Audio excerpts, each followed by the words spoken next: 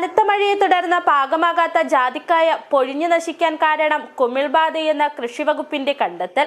കുഞ്ചിത്തണ്ണി മേഖലയിൽ ജാതിത്തോട്ടങ്ങളിൽ നടത്തിയ പരിശോധനയിൽ ഫൈറ്റോഫ്തോറ കുമിൾബാധയും ബോറോൺ അപര്യാപ്തതയും കണ്ടെത്തി.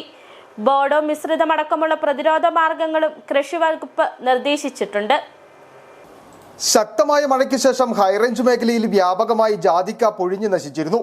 കർഷകർക്ക് കനത്ത തിരിച്ചടിയായിരുന്നു ഇതുമൂലമുണ്ടായത്. ഇതോടെയാണ് ഇത് സംബന്ധിച്ച് പഠനം നടത്താൻ കൃഷിവകുപ്പ് തീരുമാനമെടുത്തത്. തുടർന്ന് നടത്തിയ പരിശോധനയിലാണ് ജാതി കൃഷിയെ പ്രതികൂലമായി ബാധിക്കുന്ന കുമിൾബാധയടക്കം കണ്ടെത്തിയത്. ഇല കായ പൊഴിച്ചലിന് കാരണമാകുന്ന ഒരു പ്രധാന പ്രശ്നമാണ് ഫൈറ്റോത്തോറ കുമിൾബാധ. മെയ് അവസാനം മുതലുണ്ടായ തുടർച്ചയായ കനത്ത മഴ കാരണം കർഷകർക്ക് കുമിളിനെ പ്രതിരോധിക്കുന്നതിനുള്ള ബോഡോ മിശ്രിതം തളിക്കുവാൻ സാധിച്ചിരുന്നില്ല.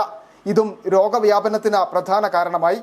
രോഗം ബാധിച്ച് കൊഴിഞ്ഞ കായ്കളും ഇലകളും നീക്കം ചെയ്തതിനു ശേഷം ട്രൈക്കോട്ടർമ സമ്പുഷ്ട ചാണകം മരമൊന്നിന് 5 കിലോഗ്രാം എന്ന തോതിൽ കടയ്ക്കൽ ഇട്ടു നൽകണം.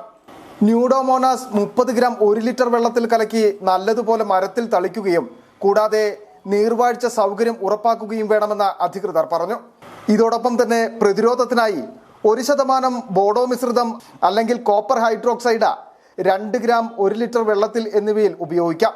കുമിൾനാശിനി ഇലകളിലും കായ്കളിലും തണ്ടിലും വീഴത്തക്ക വിധത്തിൽ സ്പ്രേ ചെയ്ത് തളിക്കുക. മരത്തിനു ചുറ്റും തടമെടുത്ത കോപ്പർ ഹൈഡ്രോക്സൈഡ് 2.5 ഗ്രാം 1 ലിറ്റർ വെള്ളത്തിൽ അല്ലെങ്കിൽ കോപ്പർ ഓക്സി ക്ലോറൈഡ് 3 ഗ്രാം എന്നിങ്ങനെ മരമൊന്നിന് 10 മുതൽ 20 ലിറ്റർ എന്ന തോതിൽ ഒഴിച്ചു കൊടുക്കാം. കൂടാതെ വെള്ളനിറത്തിൽ പത്രിയോട് കൂടിയ കായ പൊട്ടി വീഴുകയാണെങ്കിൽ ബോറോണിന്റെ അപര്യാപ്തതയും ഉണ്ടാകും. ബോറിക് ആസിഡ് 2 ഗ്രാം 1 ലിറ്റർ വെള്ളം എന്ന രീതിയിൽ ഉപയോഗിക്കാവുന്നതാണ്.